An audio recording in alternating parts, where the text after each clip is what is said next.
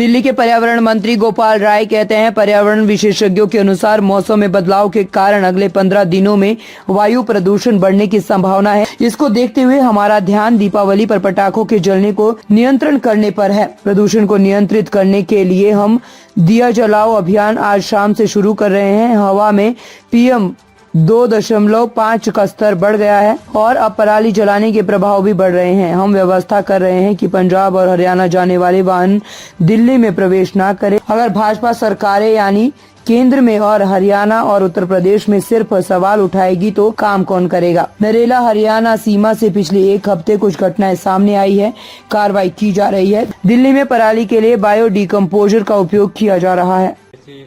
कई लोगों की भी शिकायतें आने लगी है कि सांस लेने में दिक्कत हो रही है, हॉस्पिटल्स में एडमिशन बढ़ रहे हैं।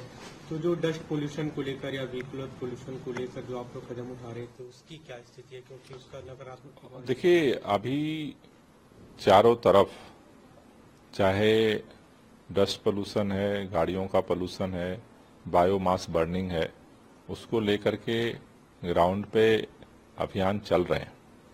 लेकिन अब जैसा पर्यावरण जो एक्सपर्ट्स हैं उनका कहना है कि अब जिस तरह से मौसम में बदलाव हो रहा है, तो अगले 15 दिनों में प्रदूषण के स्तर में बढ़ोतरी के जो है वो संकेत मिल रहे हैं।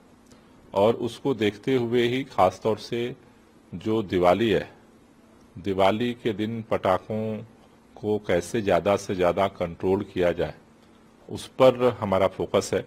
क्योंकि उस दिन जो है उसके अगले दिन AQI के ज़्यादा बढ़ने की जो है वो संभावना देखी जा रही है।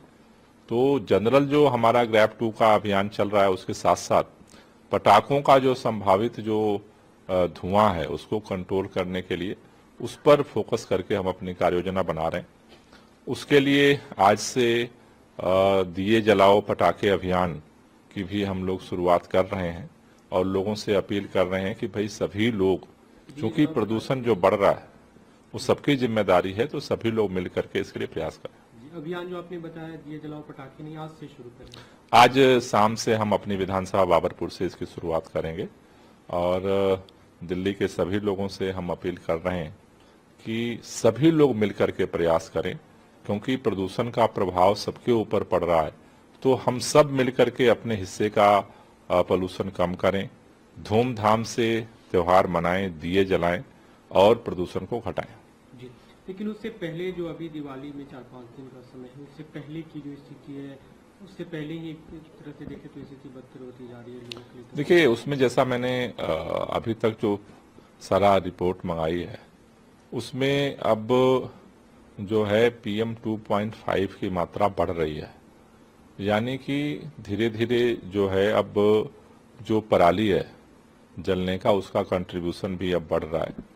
बाहर से जो डीजल की गाड़ियां आ रही हैं, हमने निवेदन तो किया था सभी सरकारों से, लेकिन अभी बहुत ज़्यादा प्रभावी कदम उस पर नहीं हुआ है। चौथा, जो दिल्ली में जिन गाड़ियों का उपयोग नहीं होता है और वो ईस्टर्नल वेस्टर्नल पेरिफेरियल से जा सकती हैं, अब वहाँ पर भी हम अपनी टीम लगाने की तरफ बढ़ रहे हैं, जिससे कि अब उनको दिल्ली में जो है एंट्री ना मिले।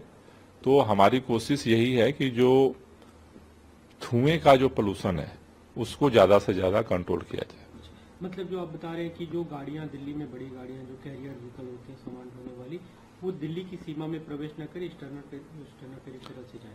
हाँ, इसीलिए एक्सटर्नल और वेस्टर्नल पेरिफेरियल बनाया गया था कि जिन गाड़ियों का दिल्ली में नहीं है, जिस तरह से मान लो जिन गाड़ियों को पंजाब जाना है, जिन गाड़ियों को हरियाणा जाना है, तो वो दिल्ली से इंटर करने की जगह वो जो दिल्ली के बाहर रूट है उसको लें, जिससे कि ये जो गाड़ियों का जो धुएं का जो प्रभाव है उसे कम किया जा सके। एक दूसरा सवाल सर, मनोज तिवारी का बयान आया है, जो दिल्ली के नेता है, सांसद है बीजेपी के।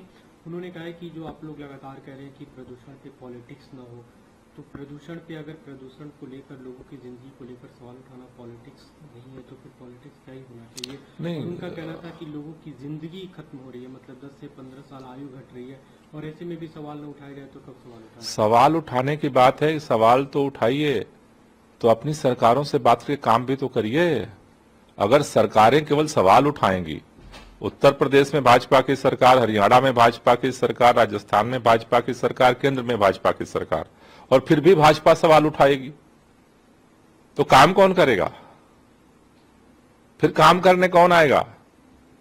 जो केंद्र में बैठी हो जिस पार्टी की सरकार, राज्यों में बैठी है चारों तरफ जिस पार्टी की सरकार, वो पार्टी केवल सवाल उठाएगी तो कैसे होगा?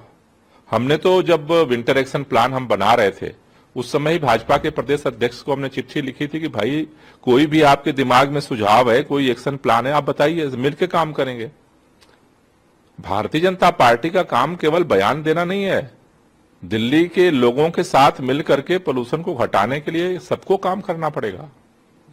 दिल्ली की सीमा में भी कुछ पराली जलने की घटनाएं सामने आ रही हैं, उसके लिए आप लोग क्या काम कर रहे हैं? नहीं, यहाँ पे दिल्ली में तो देखिए बहुत कम होती है खेती, लेकिन 5000 एकड़ में बायो डिकम्पोजर का छिड़काव सरकार की तरफ से निःशुल्क हो रहा है। किसानों ने जहां जहां डिमांड किया था, हरियाणा के जो बॉर्डर है नरेला और हरियाणा का, वहां पे इस तरह की घटनाएं कुछ पता चली थी, करीब 1 हफ्ते पहले की बात है। उसके बाद वहां हमने टीम लगाया है और वहां पे कार्रवाई भी की जा रही है।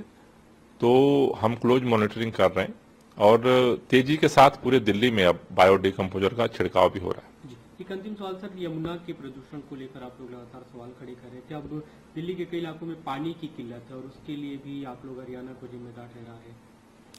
नहीं, मेरे ख्याल से जिम्मेदार ठहराने की बात नहीं है। अगर बढ़ा हुआ अमोनिया वाला पानी आ रहा है जिसको हम ट्रीट करने की स्थिति में नहीं है, तो पिछले कई सालों से ये दिक्कत आती है। वो खुद होती है या पैदा की जाती है, समझ के परे है। सुप्रीम कोर्ट तक मामला गया है। तो मेरे निवेदन यह है कि भारतीय जनता पार्टी को इस तरह की राजनीति नहीं करनी चाहिए। यमुना में पानी आता है, अचानक अमोनिया क्यों बढ़ जाता है? इससे लोगों को दिक्कत हो रही है त्योहार के समय में।